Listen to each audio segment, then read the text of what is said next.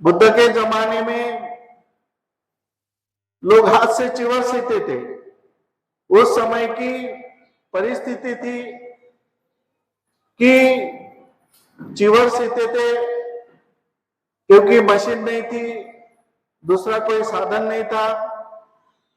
तो वो उस समय की जरूरत थी, कल्चर था। आज भी वो परंपरा आप ला रहे। यहाँ पे सब मशीनरी है, चिवर सब मिलता है, चारों जगह मिलते हैं, फिर भी तुमने कठिन चिवर का कल्चर लाए।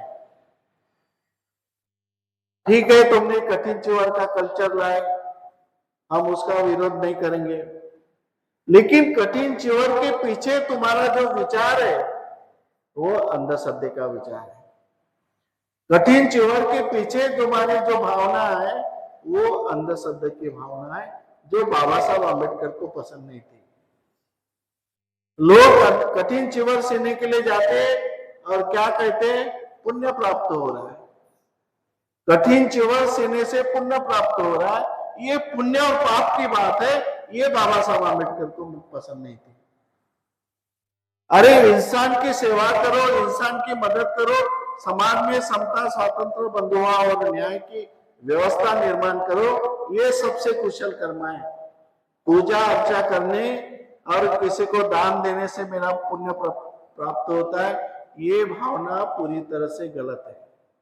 वो लेकिन मेरा इससे पुण्य प्राप्त होगा, मेरी समस्या दूर होगी, मेरे घर के जो भी दुख दर्द है वो दूर होंगे, ये भावना आपके मन में है तो वो गलत है, वो अंधश्रद्धा है। हमें अपने कर्मों के आधार पर, हमें अपने कर्मों के आधार पर, कार्य के आधार पर, कर्म के आधार पर ही हमें लोगों को सेवा करना है, लोगों को समस्या से दूर करना है। आज कई पीढ़ियां हमारी चली गई, कोई शंकर आया नहीं दौड़ में, कोई ब्रह्म आया नहीं, कोई विष्णु आया नहीं, कोई गौरी नहीं है, कोई गणपति नहीं है।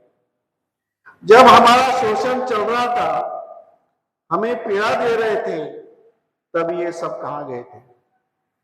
कहाँ गए थे? गणपति कहाँ गया था, गणेश कहाँ गया था, महादेव कहाँ गया था, ब्रह्मा कहाँ गया था, विष्णु कहाँ गया था, ये राम, ये कहाँ गए थे? कहाँ गए थे? हमारी इतना शोषण हुआ, ये लोग कहाँ गए थे? कहाँ छुप के बैठे थे?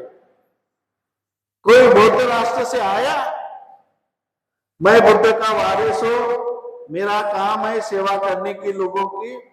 कोई श्रीलंका से आए हमारे मदद करने के लिए, कोई ब्रह्मदेश से आया मदद करने के लिए, कोई आया नहीं, कोई बौद्ध राष्ट्र से कोई नहीं आया। इस भारत में बाबा साहब आम्बेडकर अगर पैदा नहीं होते तो हम इसी चक्कर में रहते, ब्रह्म विष्णु महेश के, और इन्हीं चक्कर में पड़े रहते। लोगों को लगता कि दौड़ के आएंगे, प्रसन्न होगा, विष्णु प्रसन्न होगा, ब्रह्म प्रसन्न होगा, गणपति प्रसन्न होगा, इसकी पूजा करते करते रहते आज हमने जो दिन देखे वो दिन नहीं हमें देखने को मिलता।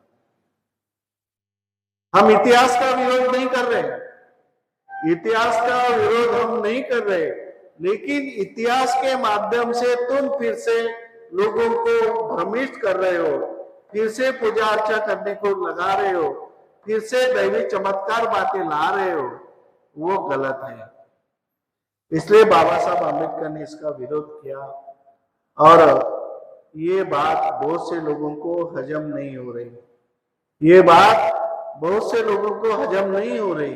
बाबा साहब आम्बेडकर का क्रांतिकारी कदम ये लोगों को हजम नहीं हो रहा है, इसलिए लोग आपका शोषण करना चाहते हैं, लोग आपको गुलाम बनाना चाहते हैं, लोग आपको फिर से वही जाल में बिठाना चाहते हैं।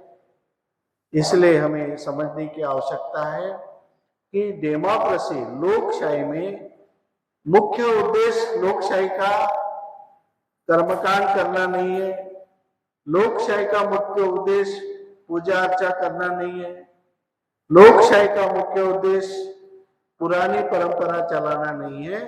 तो बाबा साहब आम्बेडकर ने जो लोकशाही दी वही हमारा धम्मा है।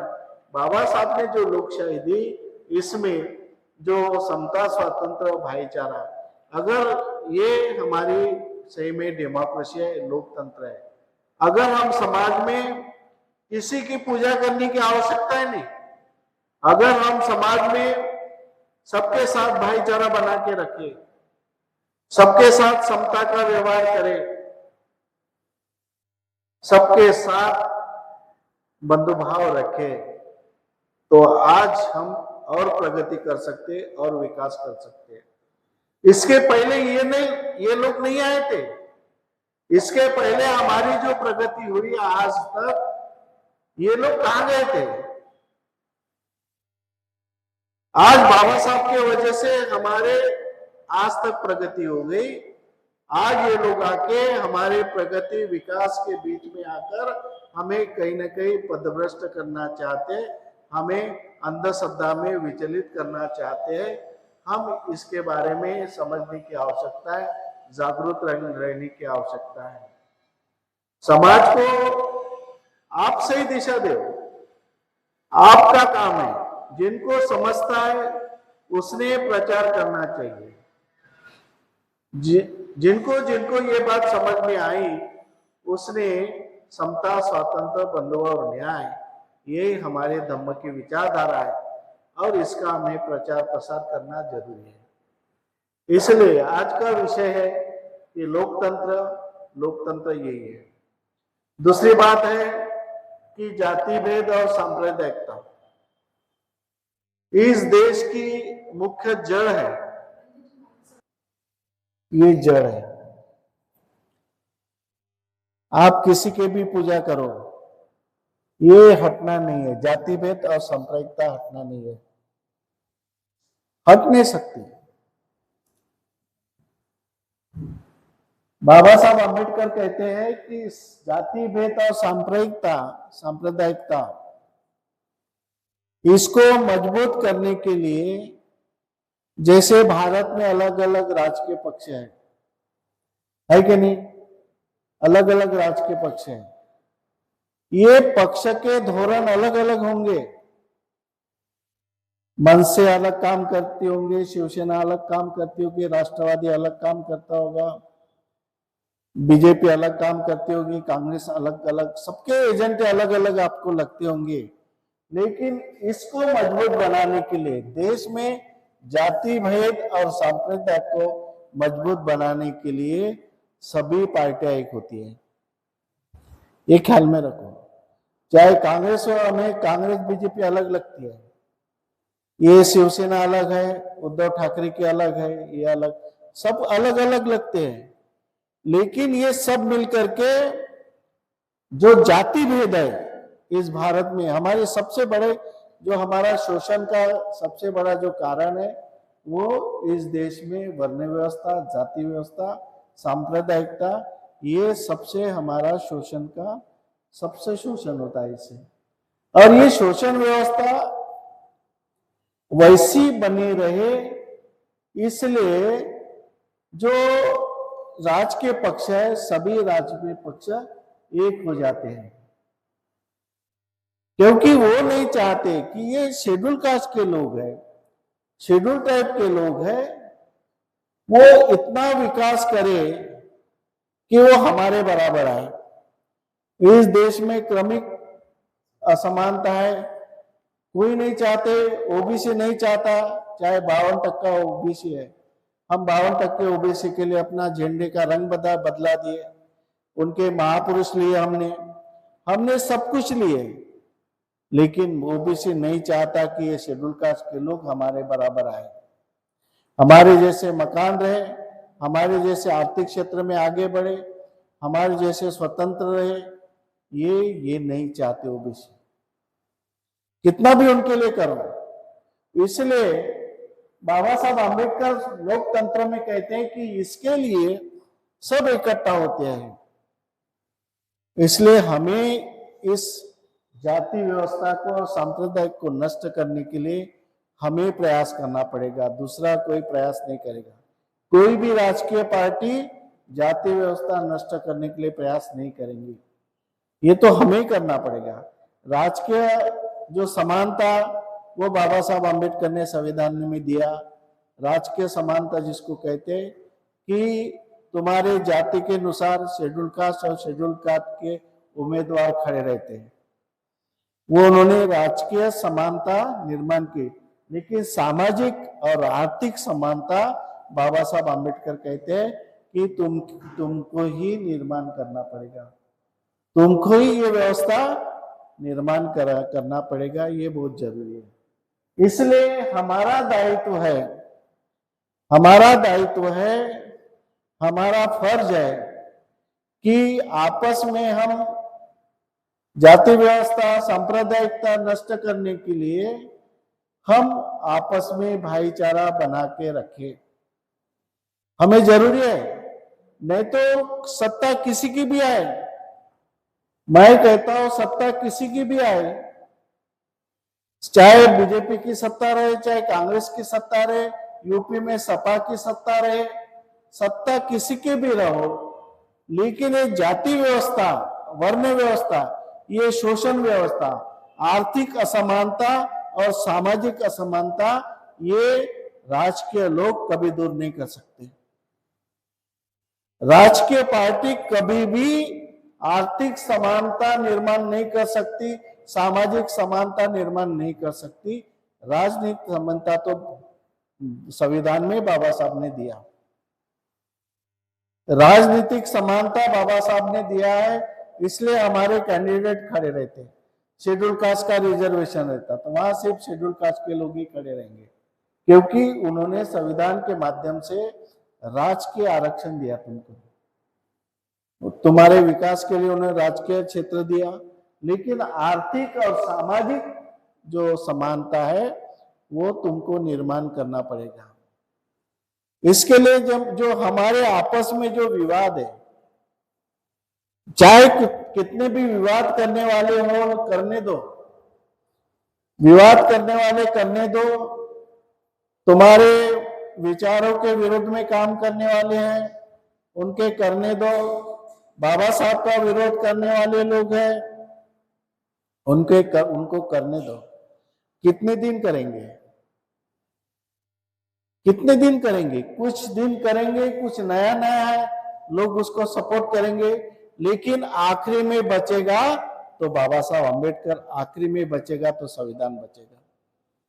ये छोटे छोटे काम करने वाले लोग कुछ दिन काम करेंगे, बैठ जाएंगे, या उनको कोई प्रतिशत नहीं मिलेगा, चुपचाप बैठ जाएंगे।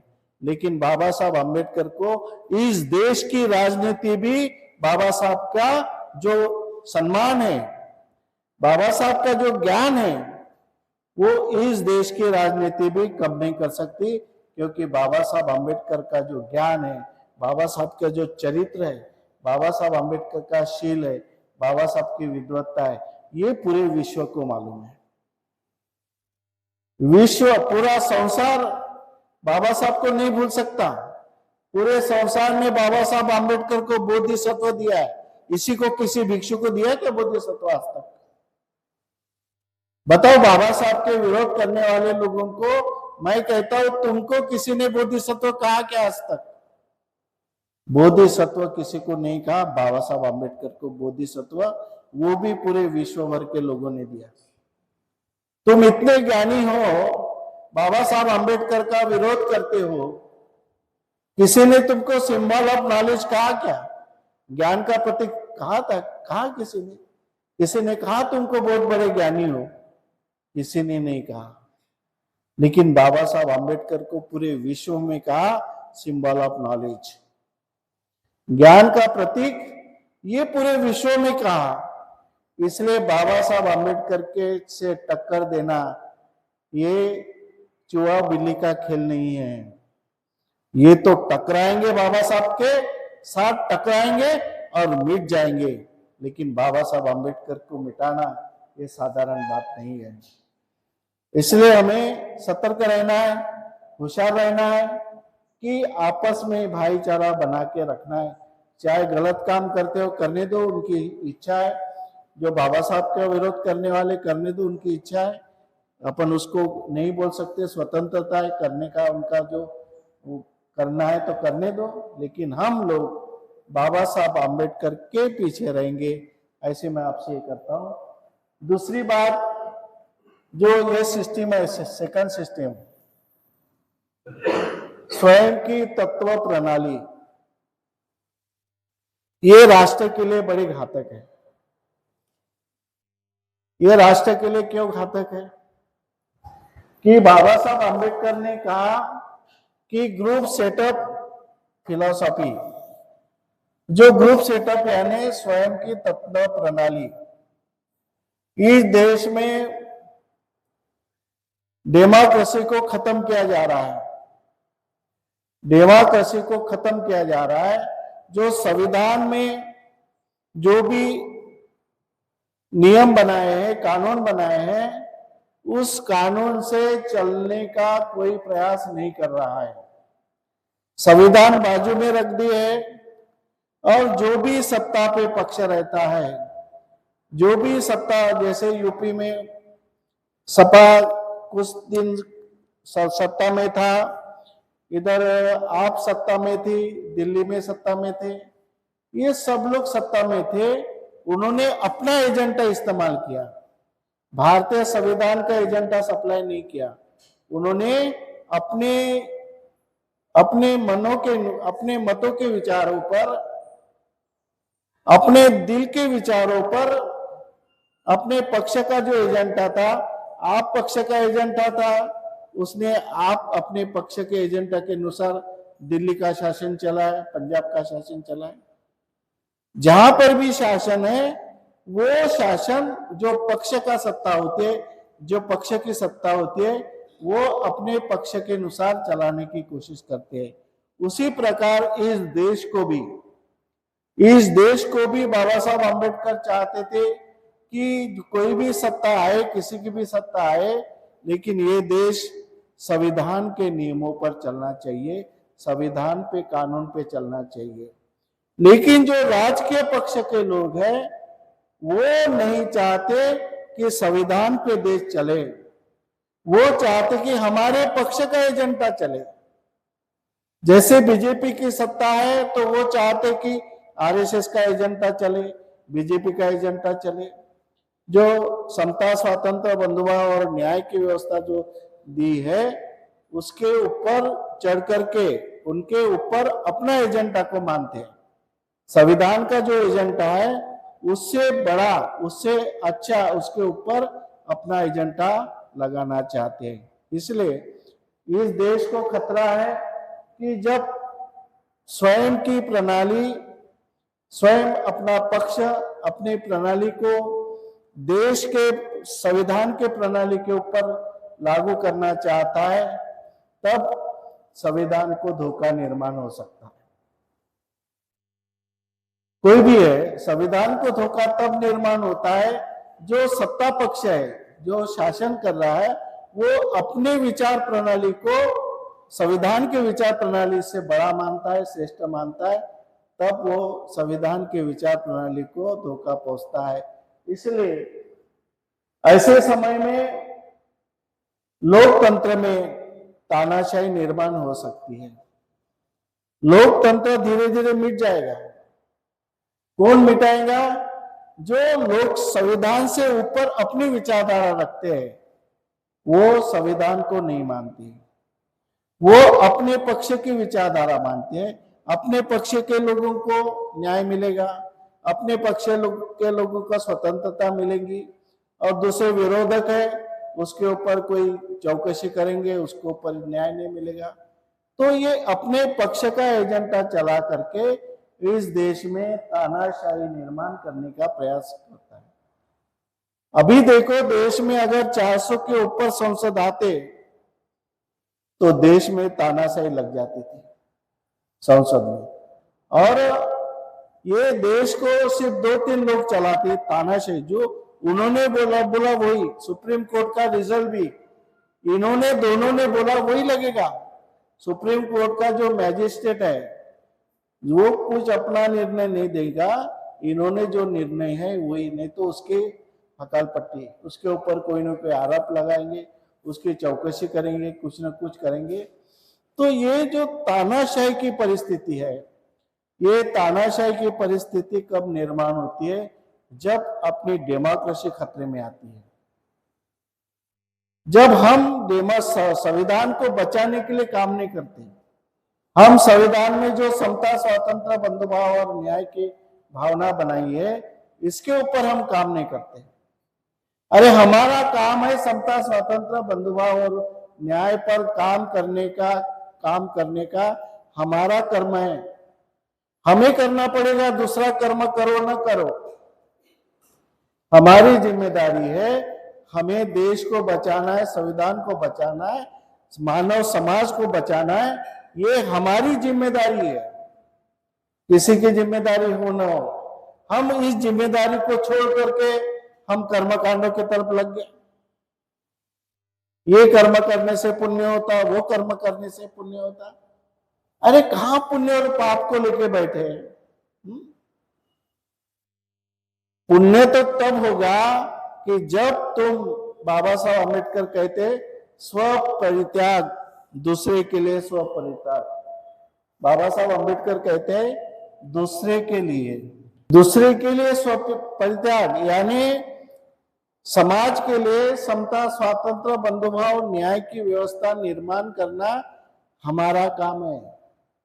भलाई हमें स्वतंत्रता नहीं है, भलाई हमें न्याय नहीं मिलता, फिर भी समाज के लिए, इस देश के लिए, इस संविधान को बचाने के लिए हमें अपना स्वयं का, अपना अहंकार छोड़ना पड़ेगा। अपने स्व को स्वयं एकाधी चीज नहीं मिले तो भी चलेगा, लेकिन दूसरे को मिलना चाहिए। हमें एकाधी चीज नहीं मिली, लेकिन दूसरे को न्याय मिलना चाहिए। हमारे एक बार हमारे समता का भाव हमारे साथ किसी ने व्यवहार नहीं किया समता का, लेकिन हम दूसरे के साथ समता का व्यवहार करें।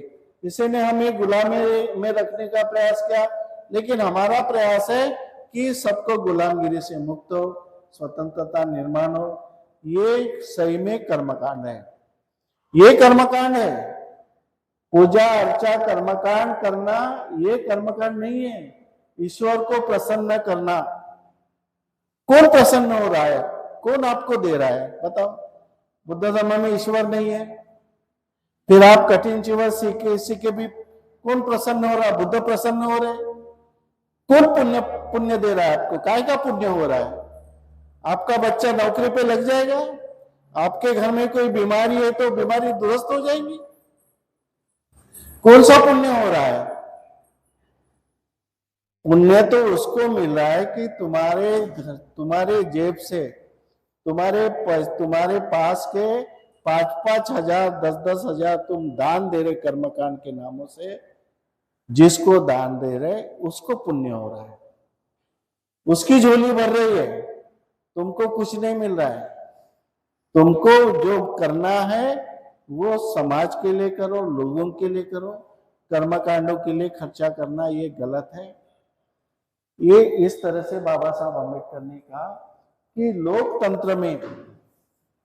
लोकतंत्र में तानाशाही अगर निर्माण हो जाती है, अगर तुम समता, स्वातंत्र, बंधुभाव और न्याय की तरफ ख्याल नहीं देंगे, समता, स्वातंत्र, बंधुभाव और न्याय की व्यवस्था इस देश में लाने के लिए प्रयास नहीं करेंगे, तो एक दिन तानाशाही आएगा।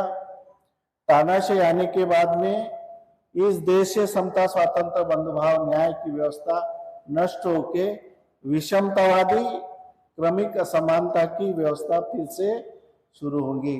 बाबा साहब ने आपको इशारा दिया कि 1956 को आपको कहा कि आज से मेरा नया जन्म हो रहा है। अगर आपको नया जन्म स्वीकार नहीं है तो पुराने जन्म में आप लौट जाएंगे, पुराने जैसी स्थिति आपकी हो सकती है। ये बाबा साहब अम्बेडकर ने कहा, इसलिए आपको बोला कि नया जन्म करो, नए विचार रखो, नया प्रकार के काम करना शुरू करो, पुराने विचारों को छोड़ दो। तुम, हमने बहुत किया पूजा अर्चा, बहुत किया, मैंने व्रत वैकल्प, बहुत बाबा के पास में गए, बुआ के पास में बहुत किया हमने। घर घर में वैद्य थे, गांव गांव में वैद्य थे, घर घर में तांत्रिक थे, महिलाओं के आंग में भी आता था, बाबा जी के आंग में भी आता था। ये सब हम करके चुके हैं, कहाँ हमको पुण्य प्राप्त हुआ, कहाँ हमारी समस्या दूर होगी, कहाँ होगी?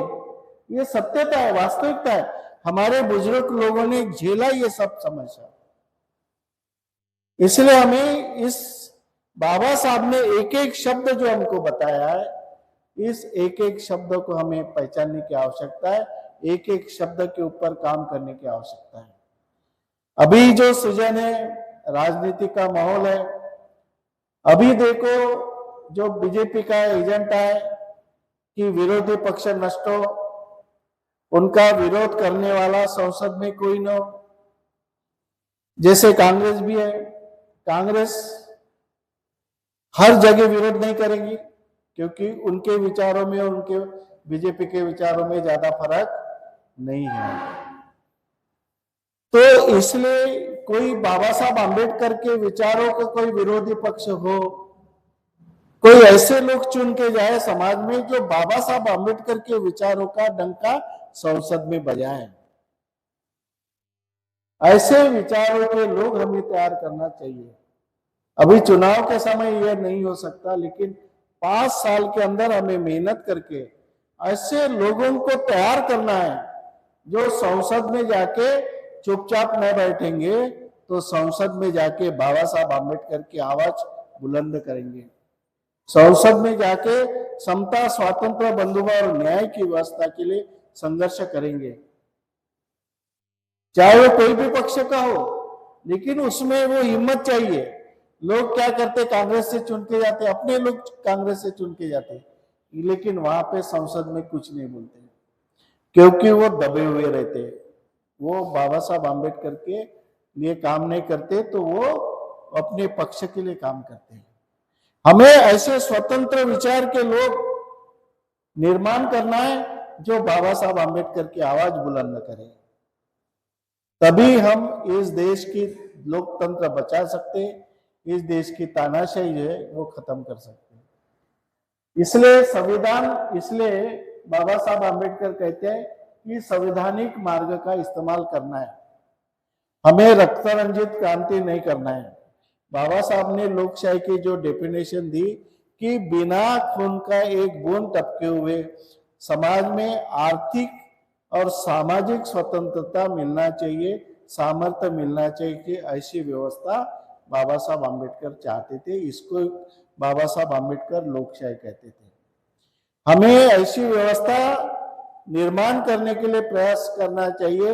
हमारे लोग आर्थिक क्षेत्र में भी बड़े हो, आर्थिक क्षेत्र में हमारे लोगों की तरक्की हो, सामाजिक क्षेत्र में हमारे लोग पढ़े, हमारे लोगों का स्टेटस बढ़े, हमारे समाज में डॉक्टर बने, इंजीनियर बने, IAS अधिकारी बने, वो भी बनकर के बाबा साहब आंबेडकर का नाम लेने वाले, बाबा साहब आंबेडकर का कार्य करने वाले लोग निर्माण हो। इस तरह से हमें काम करना होगा। इसलिए संविधान का जो इस्तेमाल है, संविधान में जो मार्ग बताया है, वो उसी पे हमें काम करना है और समाज को अच्छी दिशा में ले जाना है। हमारे ऊपर बहुत बड़ी जवाबदारी है। इधर हमारे लोग हमारे पैर पकड़ के खींच रहे, हमारे लोग बाबा साहब को नीचे खींचने की तैयारी कर रहे हैं, और इधर दुश्मन भी बाबा साहब के पीछे लगे, चारों तरफ से बाबा साहब को घिरे हुए है। इसलिए लोग क्या करते, बाबा साहब की तस्वीर लगा देते, लेकिन बाबा साहब आंबेडकर के विचारों को खत्म करते हैं। जय भीम बोलेंगे, बाबा साहब का नाम लेंगे, लेकिन बाबा साहब के विचारों को खत्म करते हैं। जैसे वहां पे सुप्रीम कोर्ट में एक तरफ बाबा साहब का स्टैचू लगा है, हमारे लोग बड़े खुश हो गए कि चंद्रचूड़ कितना अच्छा है कि जिसने बाबा साहब का स्टैचू लगाया। जैसा स्टैचू लगाया, हमारे लोग जैसे खुश हो गए, वैसा उसने आरक्षण में अपनी नीति बदलाई और हमारे शोषण करने वाली नीति को लागू किया। तो इसके चपेट में हमको आना नहीं है। चाहे बाबा साहब का नाम लो, बाबा साहब की मूर्ति बिठाओ, बुद्ध विहार बनाओ, बुद्ध का नाम लो, बुद्ध की रैली निकालो, लेकिन हमें उनकी परीक्षा लेना है तो बाबा साहब के विचारों से चलते क्या नहीं, इसको देखना है। अगर बाबा साहब आंबेडकर के विचारों से नहीं चलते हैं तो हमें उससे कुछ लेन देन नहीं है।